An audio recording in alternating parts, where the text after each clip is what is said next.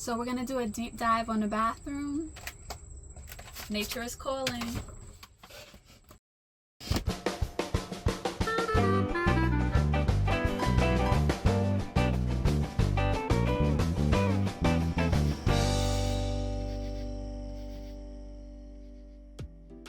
So I brought you into the bathroom with me. Here is our toilet for our van.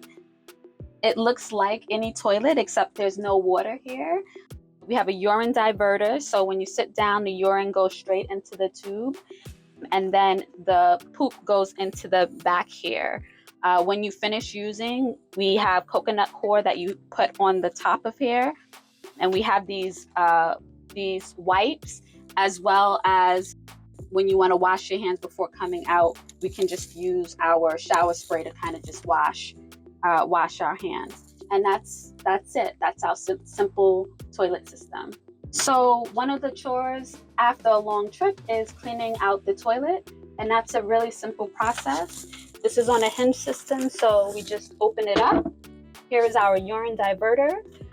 I just carefully pull it up because it's connected to the tube, to the urine collector underneath the van.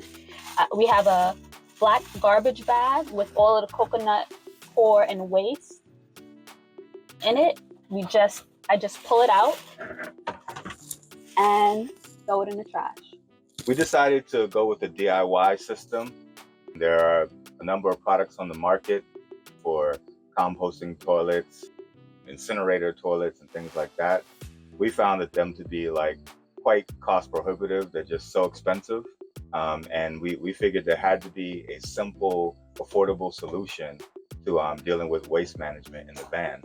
So inside of this, we have a bucket that we just had lying around the yard. It's a 5-gallon Home Depot bucket. And behind it, there is a 12-volt fan. The 12-volt fan draws little to no power.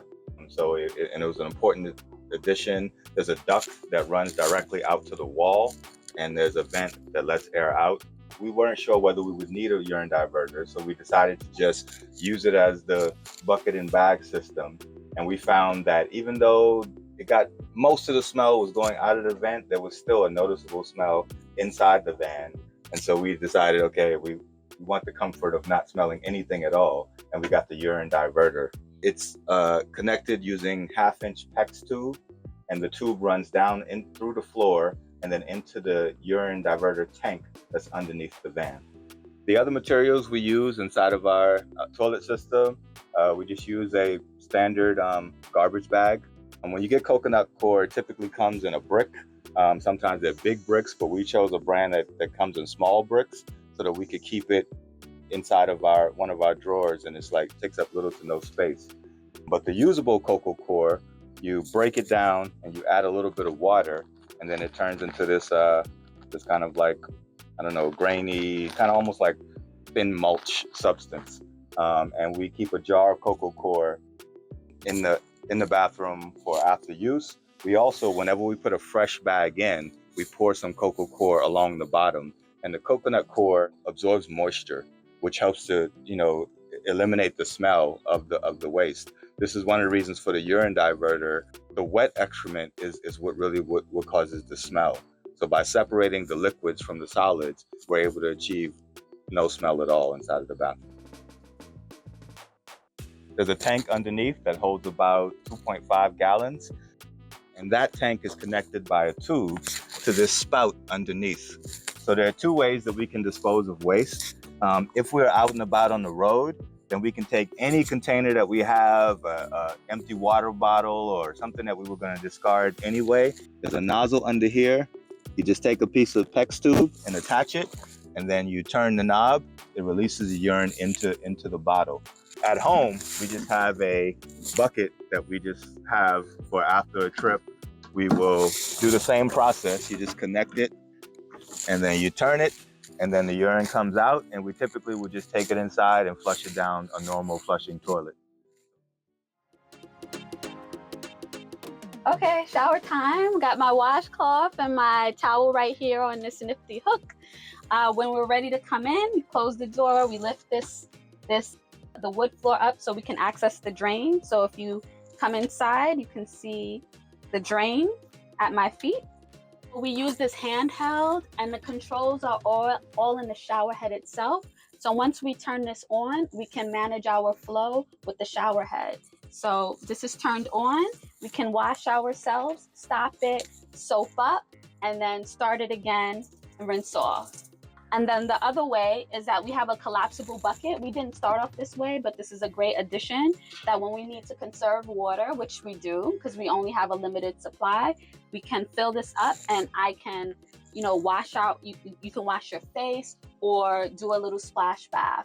And sometimes, if we don't want to waste the water and have it go straight down the drain to the gray water tank, you can put the collapsible bucket right here, and I can shave my legs or whatever you need to do, wash your hair, that can go straight into the bucket as well.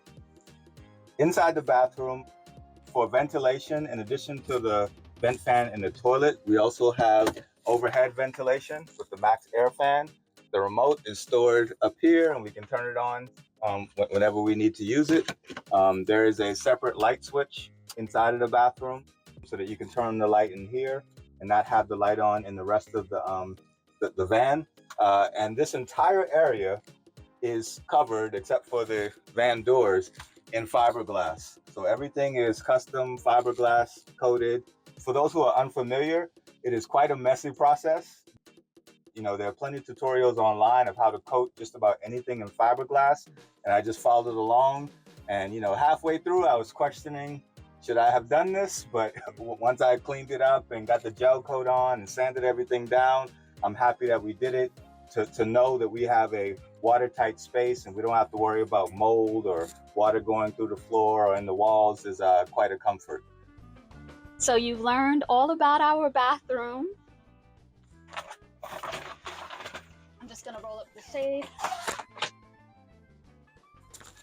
And we're gonna just talk a little bit about what we've learned. We're not experts here. We try to keep things pretty simple, pretty inexpensive, but the shower and toilet situation is working out really, really well for us.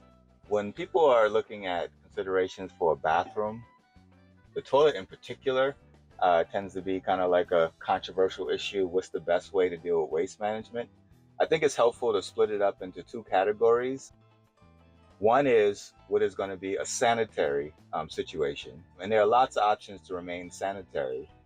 But I think people tend to conflate that with what's convenient and what's pleasant. Convenient and pleasant are things that are negotiable. Sanitary should not be a negotiable for a bathroom. And so things like smells. Some people have a van set up where there might be a smell, but they quickly dispose of the waste and the issue is gone. Some people are like, I don't want to smell anything ever at any point. And so, that's when you have to include things like vent fans or making sure that there's a way that the waste is stored underneath the van. Looking at your own waste. Some people are like, I just don't want to see anything. And so you have all these contraptions that close the lid for you as soon as you finish.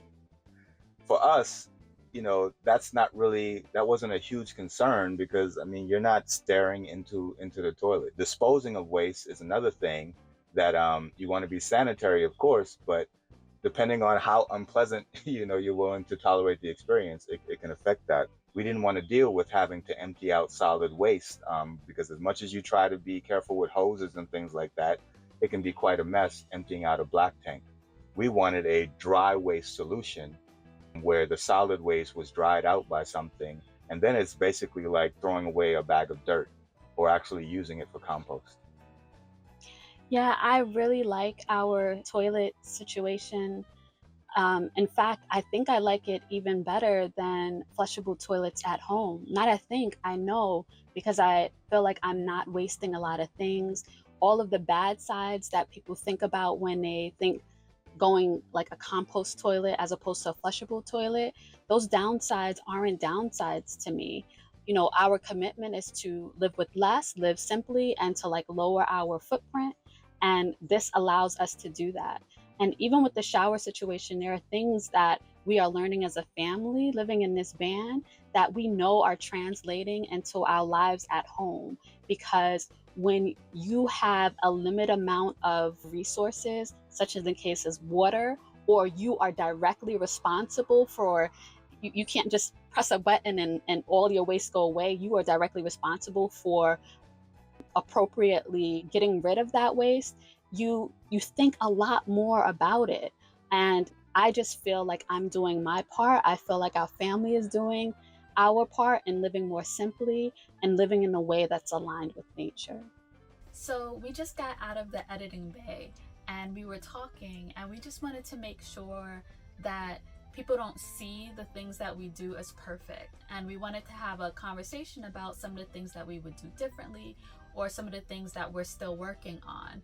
We're learning as we go, and for anyone who's considering this, these are things that you should be thinking about. So one of the things that I definitely want to improve upon with our bath setup is we currently used black garbage bags, and what I would want to do is like replace those with compostable bags so that the whole thing could be compostable.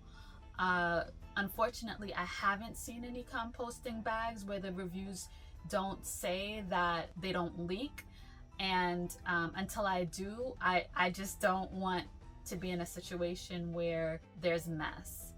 So maybe doubling it up, or if anyone uses composting bags that works for them and is durable, please let us know in the comment section. So another thing, the process with fiberglassing, I mentioned that it was messy. I'm not sure if I'll do it again at any point, but if I did do it again, I definitely learned some things this time around. The walls were already up, and I think if I did it again, then I would actually lay everything down and put the fiberglass on and then construct it and then close in the seams. This is a kind of live and learn process. Nothing you do is going to be perfect inside of a van. Nothing is square. You're going to cut things and recut things 100 times. You're going to wire things, and then things are going to short out and you're going to have to rewire them.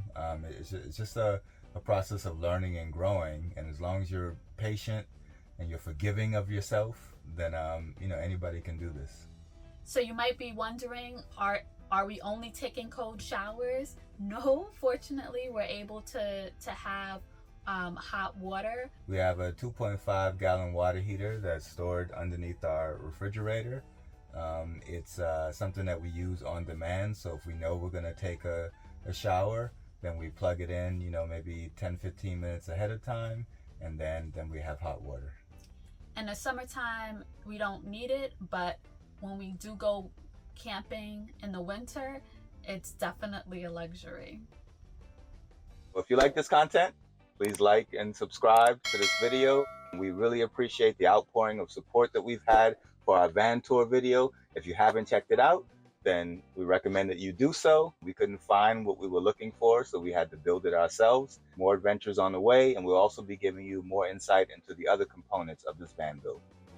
Thank you. So we just press it and then we wash. No more water. So this is our flow.